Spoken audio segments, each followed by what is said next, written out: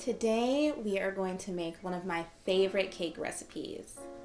This recipe is taken from my debut cookbook, Vegan in 10, which will be available on Amazon by 2022.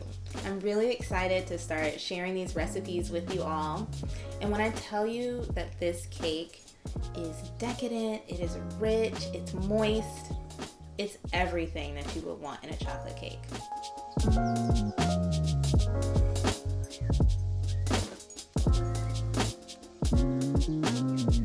This recipe does have a lot of ingredients, I must say, but it is super simple. The very first thing you're gonna do is you're gonna make your vegan buttermilk.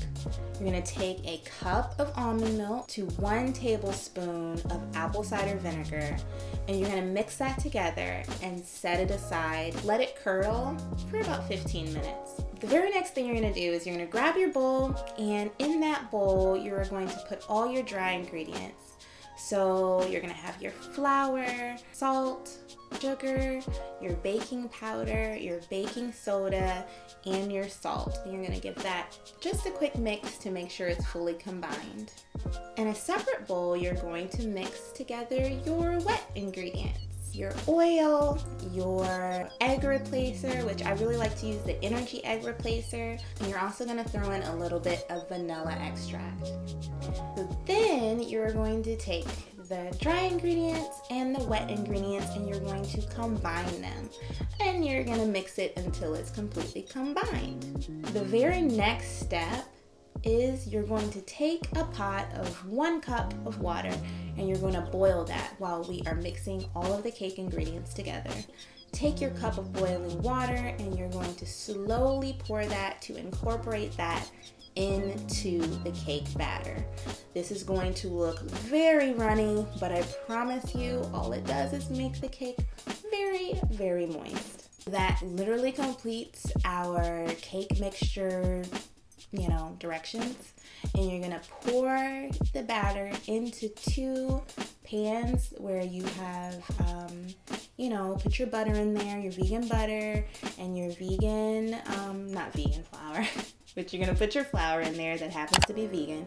You're gonna line it, you're gonna put it in the oven, bake it at 350 degrees for about 45 minutes or until a toothpick comes out clean, and voila, that will be the cake. While the cake is in the oven, we are going to start 2 different things. First, we're going to start with our raspberry compote. And this is one thing that makes this cake a little special. Of course, you can make this chocolate cake without the raspberry compote, but I promise you it is to die for. You can try it with other fruits as well, but raspberries and chocolate are just, a favorite. So it's beautiful. You should try it. It's delicious. So in order to make the raspberry compote, we are going to take 1 cup of raspberries. We're going to put that into a saucepan. Then we are going to take a little bit of water. We're going to pour the water in there. We are going to sprinkle it with cornstarch. We're going to add the maple syrup. We're going to mix all of that together, a little dash of salt, put that in the saucepan, let it bubble up, turn the fire to low, and we're going to let that cook for about 15 minutes or until the raspberries start to break apart. Then you're going to set that aside and let it cool, either in the fridge or on the stove top, until we're ready to layer our cake.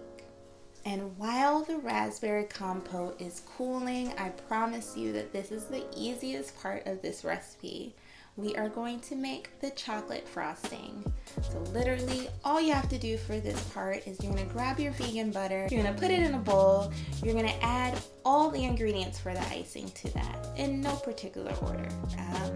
Your powdered sugar, your cocoa powder, and a few other little bits and ends there. And you're going to take your hand mixer and blend it until it is combined. Make sure you don't overmix because you don't want it to turn watery.